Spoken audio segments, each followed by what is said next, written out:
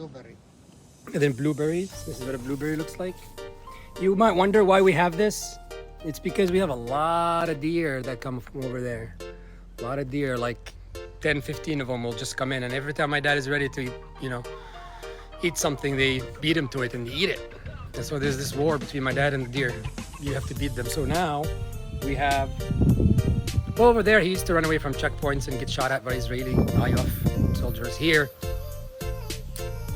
he's after the deer. He found something. Oh, za'atar, by the way, one thing about za'atar.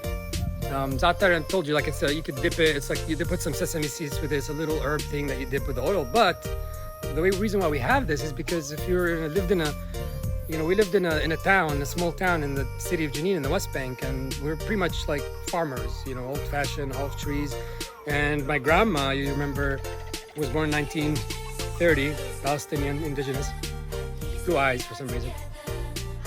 I don't know. She would take that and make it fresh. So she would cook it a little bit and then put it in the dough and then bake it. It's amazing. Apple. You can't tell, but this is what's left over from an apple tree. Lemon. More za'atar. Say za'atar. Now, za'atar, you could say za'atar. Z-A. But there's a letter in Arabic called za'atar. It's hard to pronounce. It comes from here somewhere. Za'atar. And so that's what we use to dip. I also was, I was talking about the story earlier about Yaqub, same thing, Yaqub. Remember Yaqub, because Yaqub is famous by saying, if I don't steal it, someone else will. Yaqub was from Brooklyn, from beautiful religion, beautiful people, but then he decided himself to go overseas and take someone else's home in Jerusalem or somewhere. And then when he was confronted by the owner of the house, she told him, "What's up, Yaqub? Why? Yaqub said, he didn't say mortgage was too expensive in Brooklyn. He said, if I don't steal it, someone else will. Come on. All right, back to fun part. All right, za'atar, شو فيك من هذا؟ شو هذا؟ ها؟ Guava. Figs is number one. Figs. And then guava. This is the life of a Palestinian, guys. We don't bite, we don't hurt, we don't hate, we love. We try to bridge the gap. We're trying to connect to the hearts of the Israelis. We're trying to stop the war. And we're trying to help them evolve away from apartheid. Okay, back to what we're talking about. Za'atar. Ooh, that's a lot of za'atar. Za'atar. Now, if you know what is this, does anyone know what is this now? You should know. I've showed you enough of it. Type it in the box. What is this? And when you rub it, smell it. It smells good. You put it in the tea. You make black tea and you put this in there. That's a typical Palestinian thing. You didn't know much. Anyways, this is mint. Na. It means na. Again, the same letter. I'm sorry, guys. Sucks. Well, try to say P or B in English when you learn it. That's tough. So, za'atar. Like Yaqub. If I don't steal it, someone else will. That's what he said. Yaqub. All right, what else we got? Mint. You should know this by now. Mint. Another $100. Rosemary. Again, in the store, you get this little tiny thing. Tiny thing. For how much? For $3-4. You get the whole tree here. If you farm yourself. Farming, it's like an art. It's like a baby. It's like a business. When you open a business and you have to watch for years and take care of it and pay attention to details, creating a company or a business or founding something, it's like a vision. You put your heart into it and you put every detail of it. That's what farming is. And I try to do it by the book. It doesn't work. But he has years of experience. He had olive trees that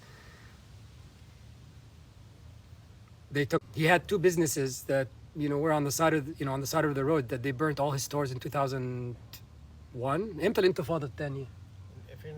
2002. He had stores and he was doing well, and then boom, they burnt him. Burned all his stuff. Burned his stores. Apartheid. We need to evolve away from apartheid. We're not talking bad about Israelis.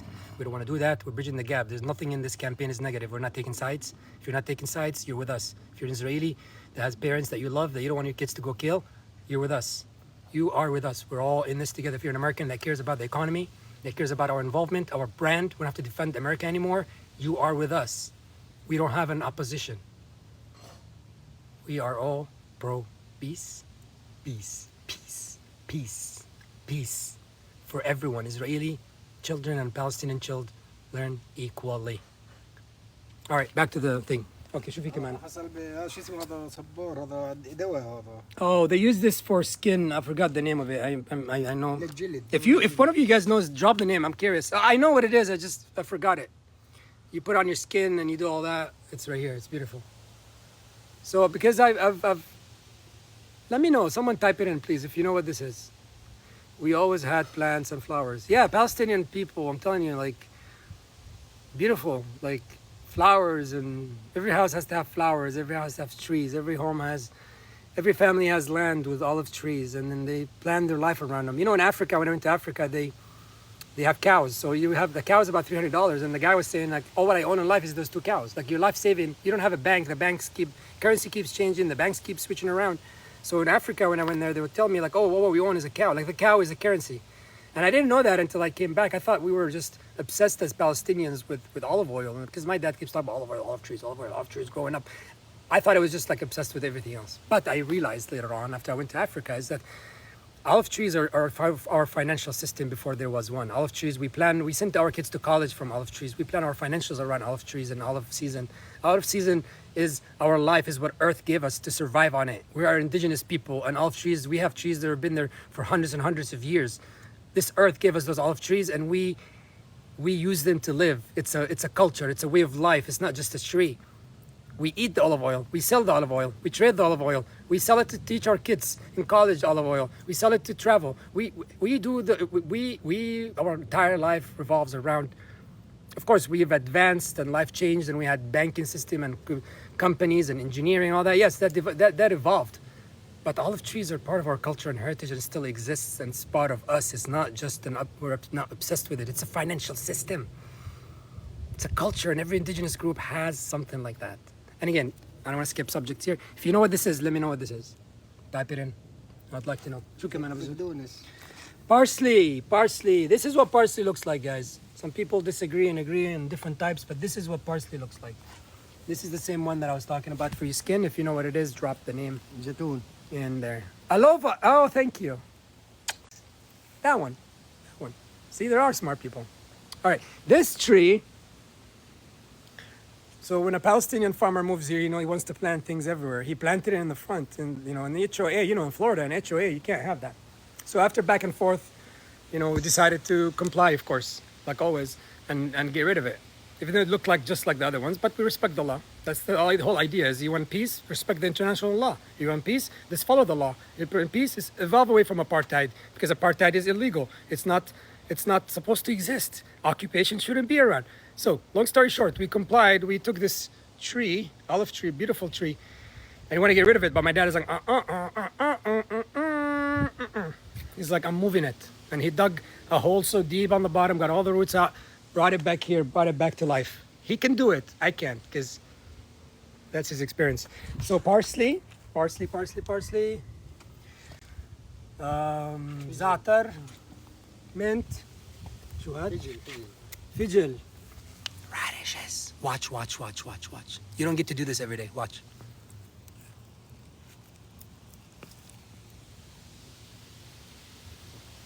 Now, I've always thought as a kid, this thing doesn't taste like anything. Doesn't smell like anything. It's healthy. I'm still trying to get used to it. I still eat it. But I agree if it doesn't evolve away from apartheid. Remember. Bridge the gap. Oh, khalas? I'm putting it back. So naturally, I'm just putting it back. And just take it. Okay. All right, guys, I'm going to finish here. I'm going to say bye to my parents. I'll hop back in the car, and I'll play some videos and stories for you. Please spread the word, awareness. We try to lead from the bottom up. We're trying to communicate with our politicians that we want to bridge the gap. We want the Israeli and the Israeli parents and every parent out there, every Israeli parent with the beautiful kids. You don't have to send your kids to the IOF. You can start with peace. We want peace. We're not taking sides. We are here for equality. All right. See you later. Bye. All right.